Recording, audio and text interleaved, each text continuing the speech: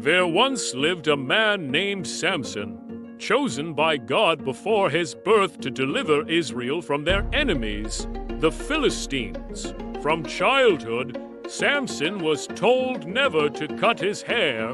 It was a symbol of his vow to God and the secret of his great strength. Samson was known across the land for his power.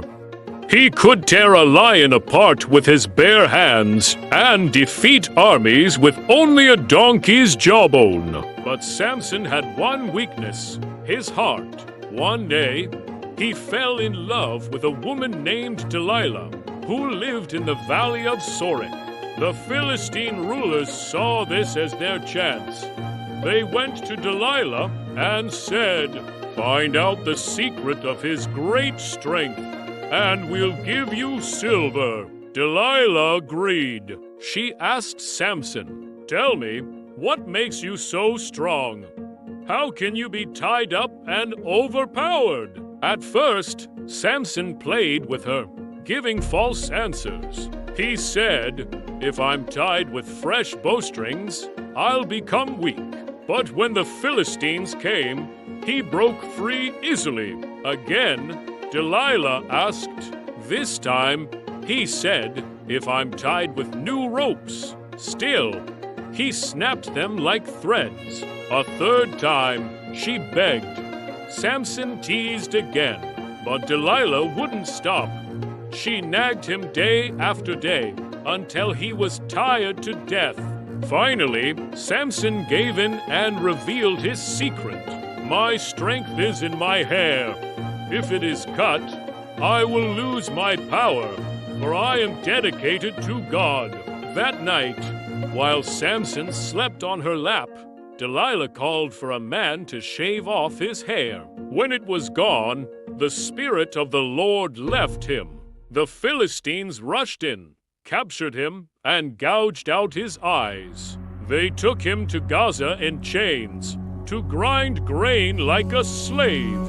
But they didn't notice his hair began to grow again. After being captured, Samson was taken to Gaza, where he was forced to grind grain like a slave. His strength was gone, and the once mighty warrior was now mocked by his enemies. But in that darkness, Samson's hair began to grow again, and with it, the Spirit of the Lord slowly returned.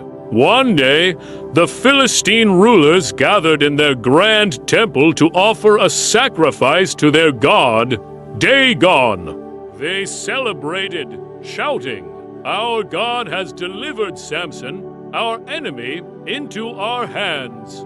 In their joy, they called for Samson to be brought out to entertain them, blind and weak. He was led by a young servant into the massive temple filled with thousands of people, rulers on the balconies, crowds cheering below. Samson asked the boy who led him, "Place my hands on the pillars that hold up the temple, so I may rest on them." Then Samson prayed softly, "Sovereign Lord, remember me. Please give me strength just one more time, that I may avenge my eyes on the Philistines." With all his might, Samson pushed the two central pillars. The stones cracked, the walls trembled, and with a loud cry, he shouted, and the temple collapsed around him, crushing the Philistines and himself. In his death, Samson killed more enemies than he had in his entire life. His family later came to take his body and bury him with honor. Subscribe to my channel, please.